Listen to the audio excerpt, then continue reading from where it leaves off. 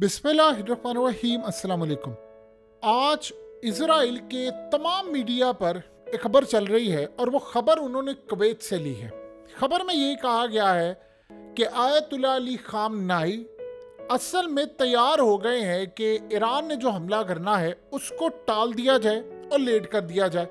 और इसराइल ने कहा है कि देखो वो शिकस्त खा गए, हमने तो तुम्हें कहा था इनमें इतनी ताकत नहीं है। और अब सीन ये बन रहा है कि वो दुनिया को ये बता रहे हैं कि ये बहुत ही बड़ी चाल चल गए हैं। लिहाजा इस सारी सूरत हाल के अंदर देखो दुनिया बुज़दिल कितने हैं, ये ईरान वाले ये नहीं लड़ सकते, ये ऐसा नहीं कर सकते। अब आप ये सोचे इसराइल ने गेम क्या चलाई है और इसराइल को अंदाज़ा ये हो रहा है कि ईरान ने गेम क्या चला दी। सीन ये हुआ है कि कुवैत असल में ईरान के बड़े करीब है और काफ़ी मामलात में, और उन्होंने इजराइल के खिलाफ बड़ी बर्बरियत की। सीन ये हुआ है कि जैसे ये मामला सामने आया तो ईरान के आर्मी की जानिब से, यानी उनके चीफ जो हैं, उनके तर्जुमान और उनके जर्नैल, उनकी जानिब से ये बात सामने आई है कि इजराइल सिर्फ इंतज़ार करे। हम जो हमला करने के लिए इजराइल पर जा रहे हैं वो इतना ख़तरनाक होगा कि इजराइल अपना दिफा नहीं कर पाएगा। हम सिर्फ एक्यूरेट टाइम के ऊपर एक्यूरेट मिसाइल से हमला करेंगे।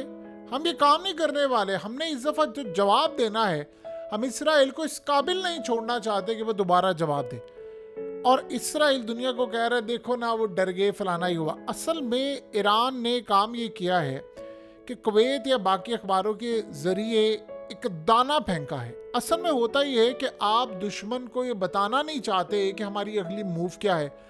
अब इस वक्त इसराइल के अंदर खलबली ये मची हुई है कि आया इन्होंने हमला करना है या नहीं करना, कब करना है, अब करना है। अगर हमला करना है, यानी आप ये सोचें ईरान ने इतना कंफ्यूज करके रखा हुआ इसराइल को कि आप ये सोचें कि रूस ने अपनी तमाम फ्लाइट्स को कैंसिल कर दिया है इसराइल के लिए 1 बजे से 7 बजे तक, 16 अगस्त तक।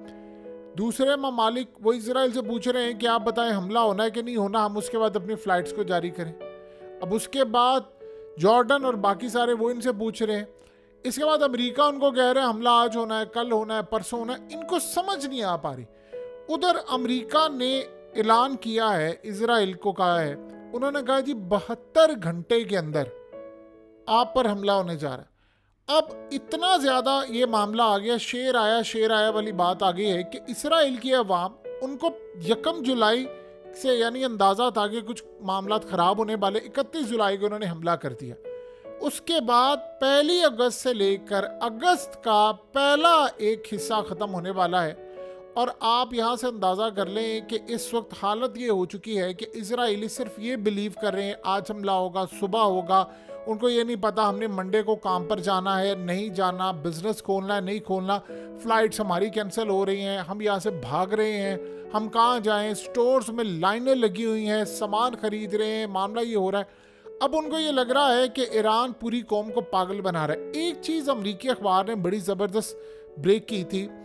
उन्होंने कहा था कि ईरान ने फैसला किया है कि वो इसराइल की कौम को ज़हनी तौर पर मफलूज कर दे।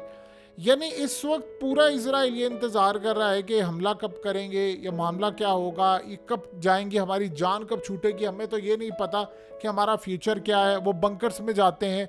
आप ये सोचें ना कि उस सारी सूरत हाल में इसराइल में बार बार ऐसा हुआ है कि 2-3 दफ़ा फॉल्स अलार्म बचे हैं। यानी लोग रात को सो रहे थे तो अचानक से अलार्म्स बजना शुरू हो गए, उनके मोबाइल्स पर मैसेजेस जा रहे हैं और सारा कुछ हो रहा है। क्योंकि अलार्म्स बजते हैं तो मैसेज आता है, और पता ये चला वो फॉल्स अलार्म थे, यानी झूठे थे, फेक थे, और उनके ऊपर कोई हमला किया गया या कोई फ़िज़ा में चीज़ आई है। और जब रियल जो हिजबुल्लाह की जानिब से ड्रोन्स आए वो इनसे पकड़े नहीं गए। तो इस सारी सूरत हाल के अंदर इनको लग रहा है कि इसराइल ने, यानी जो इस वक्त हमारे ऊपर हमला किया उसके बाद हम इनको पागल करें। इसराइलियों को लग रहा है कि ईरान हमारे साथ गेम खेल रहा है। जब हम बिल्कुल थक कर हार कर बैठ जाएंगे कि यार इन्होंने हमला नहीं करना, तभी हमला कर देंगे, और उसके बाद हमारे पास बचने का रास्ता कोई नहीं होगा।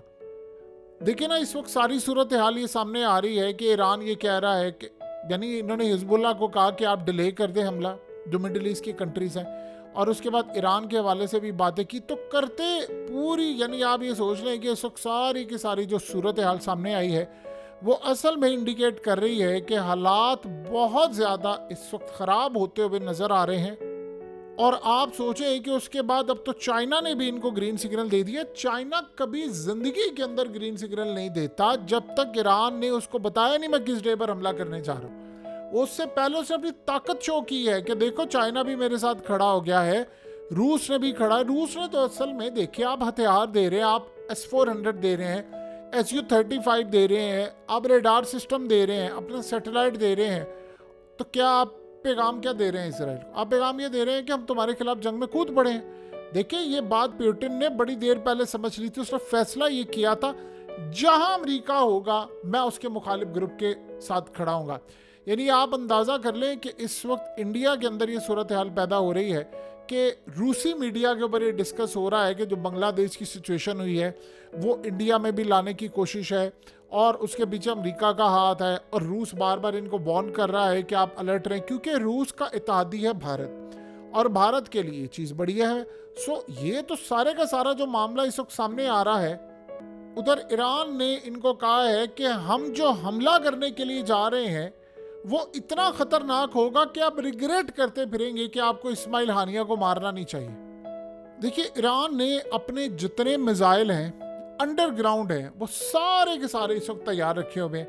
अब जो बॉल है वो ईरानियन कोर्ट के अंदर है कि वो कब क्या करे, क्या हमला करे, किस वक्त जाकर करे, उनका स्नैरियो क्या बने, कैसे उन्हें रिटेलिएट करना है, कैसे जंग का माहौल बदलना है। ये सारी की सारी जितनी सिचुएशन है वो टोटली की टोटली इस वक्त इजराइल के हाथ से निकल चुकी है। मसला सारा ये हो रहा है इस वक्त के वेस्ट से भी काफ़ी हद तक इस दफ़ा सपोर्ट जा रही है इजराइल के हाथ से। जैसे ईरान ने इन तमाम दिनों के अंदर दो चीज़ें बड़ी अहम की हैं।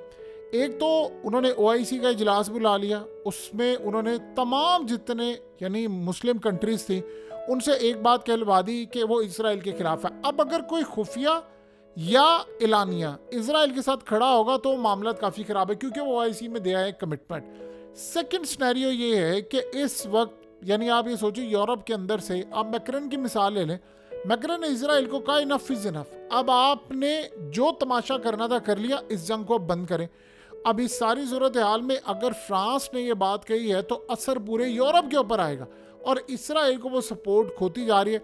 इसराइल का असल में प्लान ये था कि ईरान हमला करे, हम उस हमले के अंदर मिसाइल लगे, चीज़ें लगे, उस हमले में हम एक हमला अपना भी करवा दें खुद अपने ऊपर और वो किसी सिविलियन जगह पर करवा दें और वो इतना ज़्यादा खतरनाक हो, इतना ज़्यादा खतरनाक हो कि उसके बाद दुनिया को हम बता सके कि देखो हमने तो जाकर इस्माइल हानिया को मारा था, वो तो हमारा दुश्मन था, इन्होंने हमारी सिविलियन आबादी पर हमला किया, लिहाजा अब जंग हो गया, फलाना होगा, ये होगा। ईरान ने आज भी इनकी फौज ने कहा है, उन्होंने कहा है कि हमने हमला करना है लेकिन हमने कांटे से कांटा निकालना है। यानी कांटे से कांटा इस तरह हम निकालेंगे कि हम हमला भी करेंगे और जो ड्रीम है इजराइल का, ख्वाब है कि पूरे रीजन के अंदर जंग फैल जाए, हमने उसको भी बचाना है और इनको पैगाम भी देना है। अब ये बड़ी एक अहम स्ट्रेटजी होगी जो देखने वाली होगी कि ईरान इसको असल में मैनेज कैसे करता है।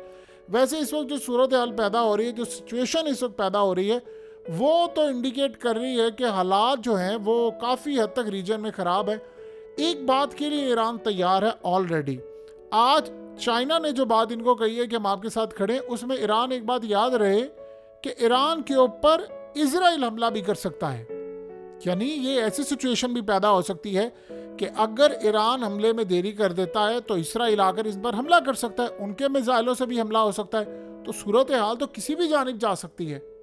सीन ये हुआ है कि इसराइल की नॉर्थ साइड जो है उसमें अब लोगों ने ये कहना शुरू कर दिया है कि इसराइल खुद जंग को अपने घर तक लेकर आ रहा है और हमारे पास इस वक्त लड़ने के लिए कुछ नहीं। अमरीकी जो अखबारात हैं वो ये बता रहे हैं कि इसराइल की इंटेलिजेंस एजेंसियों ने अमेरिका से रब्ता किया और उनको कहा कि हमें बहुत ज़्यादा परेशानी है कि हमारा जो दिफाई सिस्टम है वो ईरान, हिजबुल्लाह और इन सब के हमले के आगे बेकार हो जाएगा, तो आप हमारी मदद करें।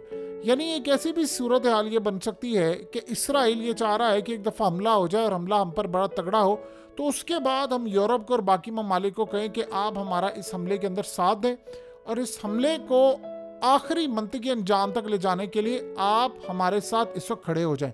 सो ये भी सूरत हाल देखने वाली होगी, लेकिन एक बात तय है कि जो इस वक्त नफ्सियाती तौर पर इन्होंने पूरी की पूरी इजराइल की सोसाइटी को जकड़ा हुआ है और किसी को नहीं पता कि अगला हमला कहाँ पर होगा, कैसे होगा, किस साइड से होगा।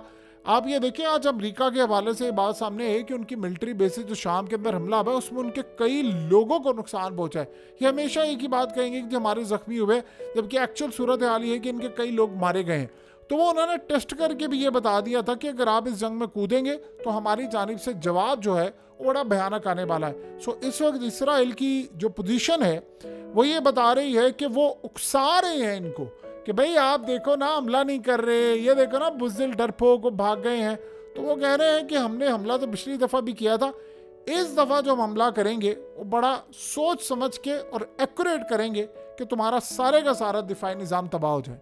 हकीकत टीवी साइंस एंड हेल्थ की इस वीडियो के नीचे कमेंट ज़रूर कीजिए, अपनी राय का इजहार ज़रूर करें और इस वीडियो को हर जगह शेयर करते हुए चैनल को सब्सक्राइब ज़रूर करें।